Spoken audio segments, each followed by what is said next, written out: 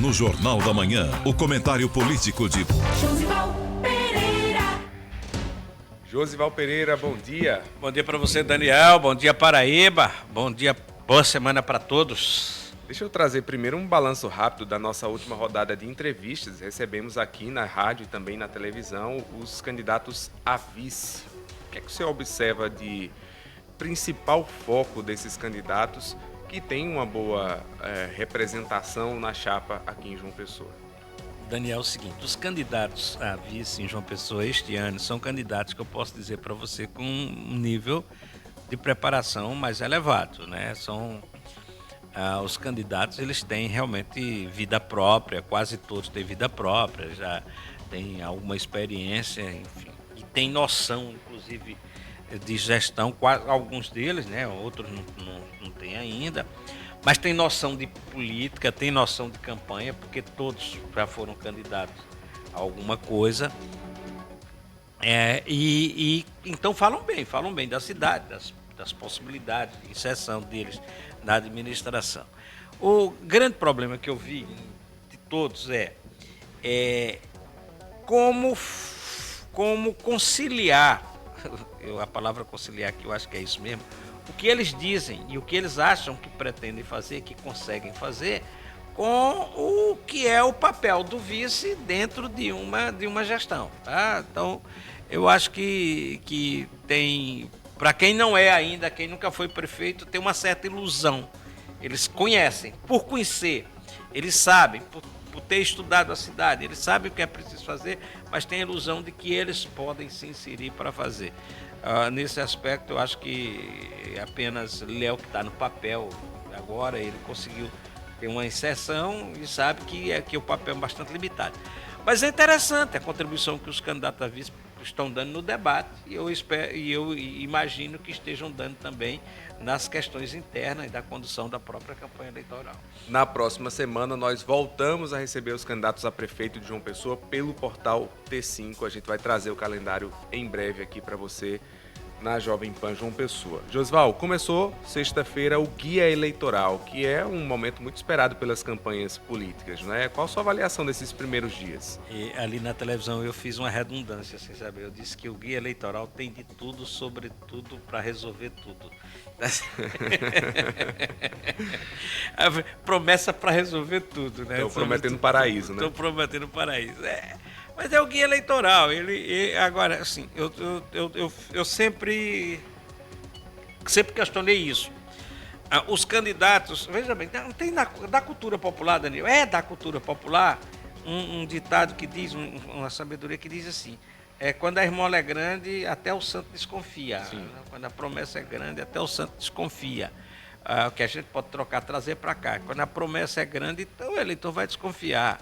O eleitor vai saber que se você promete muito, não dá para você resolver, não dá para você fazer.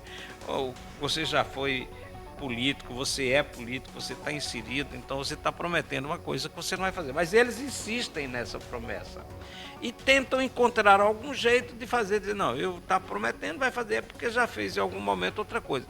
Mas é promessa demais, eu acho que essa é uma marca ruim do Guia Eleitoral, promessa demais. Os candidatos a prefeito prometem muita coisa que eles não vão conseguir fazer. Com relação a candidato a vereador, é pior ainda, porque o vereador falando de um papel, de uma possibilidade de ação que eles prometem que vão fazer, que não tem nada a ver, tá certo, com a função deles. Com o legislativo. O legislativo não tem nada a ver. Se fosse para deputado federal, até ia, porque é tanta emenda, né? Dá para colocar para executar alguma coisa. Não tem absolutamente nada a ver. Então, eu acho que esse é o grande desvirtuamento do Guia Eleitoral.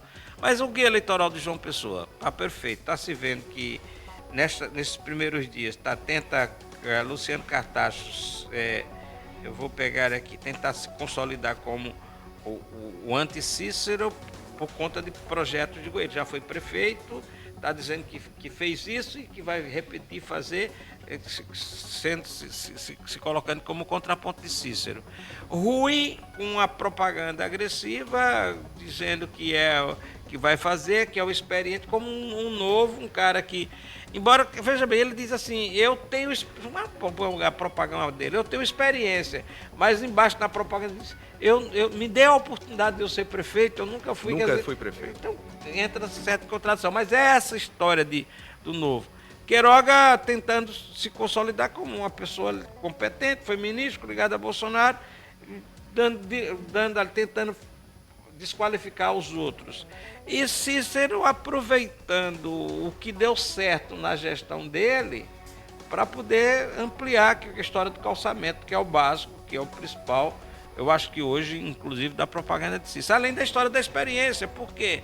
O que a gente estava falando na semana passada aqui, a Quest, que fez a pesquisa aqui, a inteligência dela percebeu que onde os candidatos têm mais aceitação, eles são os candidatos que têm experiência e que têm uma certa aprovação, estão no governo e têm uma aprovação do governo.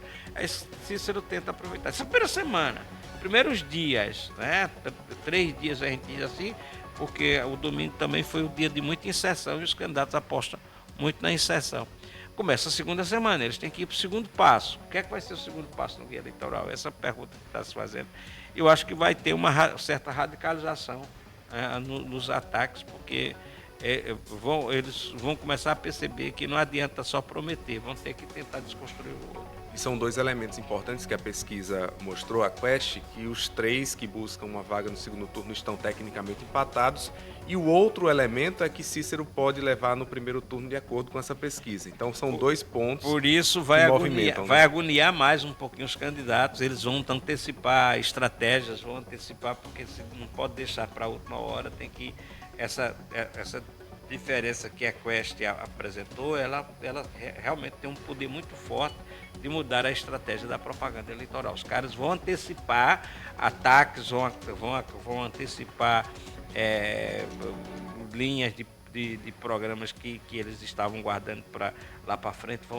Eu acho que vai sair muita coisa essa semana. Josival, a semana acabou muito ruim para a ex-primeira-dama da Paraíba, Pamela Borio. De forma unânime, o Supremo, a 5ª turma do Supremo, decidiu receber a denúncia contra ela em relação aos atos antidemocráticos que ela acabou fazendo vídeo, que estava ali presente. Se complicou, não é, no Supremo? Virou ré. Agora já não tem mais, não é acusada, não é denunciada, agora virou ré. Vai responder um processo no Supremo Tribunal Federal, o relator é Alexandre Moraes. Ele continua sendo muito duro com quem participou dos atos de 8 de janeiro de 2023, quem teve uma participação na organização, na articulação, quem teve uma participação. E Pamela Borio acabou, na época, usando muitas redes sociais para dar a entender, e aí ninguém sabe se de fato era isso, mas essa é a investigação.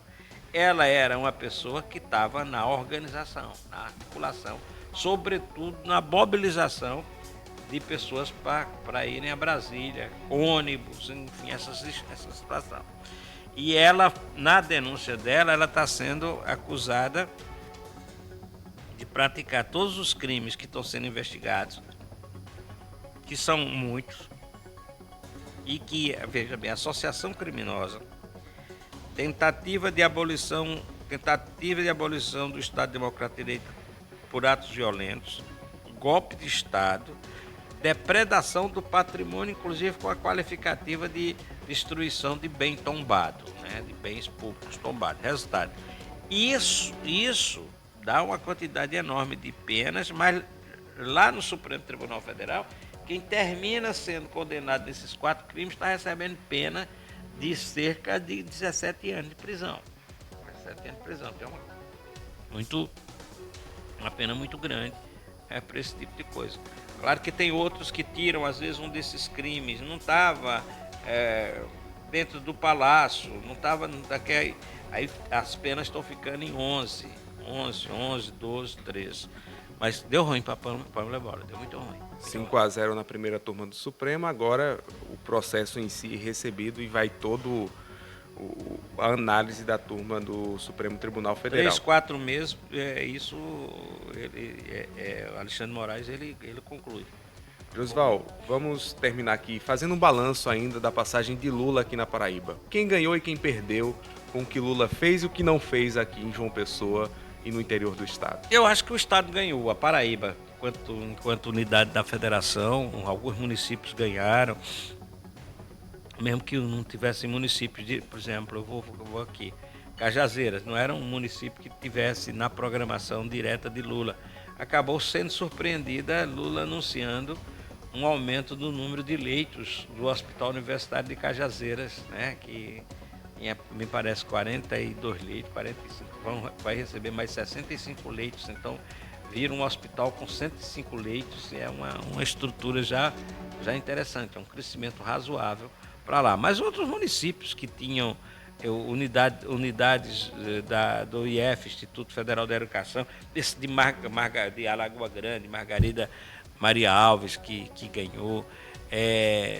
E, assim, as coisas que vieram aqui pelo discurso dos ministros, parece que são aquelas coisas que já estão trabalhadas, talhadas, as coisas estão, os processos burocráticos resolvidos, enfim, e eu acho que estão saindo.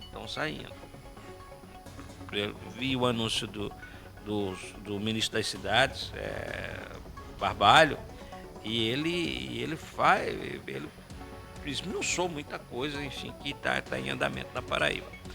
A Paraíba saiu ganhando. Do ponto de vista da política, que cria-se sempre uma expectativa muito grande, o presidente frustrou os aliados do PT, poderia até nem ter dito nada, não, deixa a dúvida para que o pessoal do PT continue dizendo, não, ele vai vir, ele chega, vai vir em algum momento, mas ele não deixou dúvida. Ele não vai entrar. Não vai entrar, tem muito pouco tempo para a política, o que fiz, já fez. Gravou, já gravou. Ele gravou já para o candidato do Partido Trabalhador. Então, ele foi frustrante, ele tirou isso. Mas também ele não prometeu vir por outro lado. Sim. Não é que ele venha.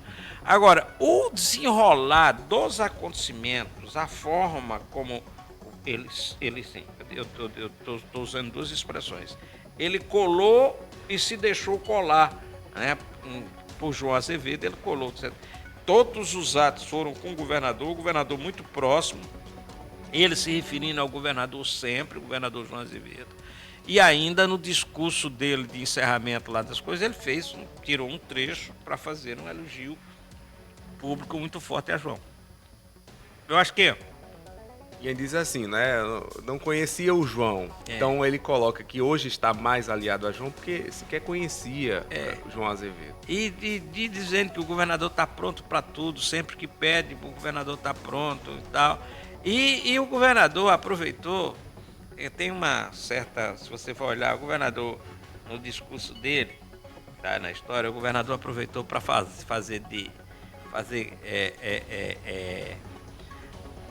referências a obras e a programas que não estavam na linha ali dos convênios, para apresentar ao presidente Lula outras coisas que está fazendo, inclusive na área social, o programa está na mesa, a quantidade, uma série de outras coisas. Então, para que o presidente Lula conhecesse a abrangência daquilo que pode colar, né, com as ações do governo federal. Acho que terminou saindo ganhando foi João Azevedo dessa história. Josival, até amanhã. Até amanhã, Daniel. Bom dia para todos. Bom dia. Um intervalo rápido, a gente volta com as últimas do futebol paraibano. Foi nada bom o fim de semana, a gente volta já.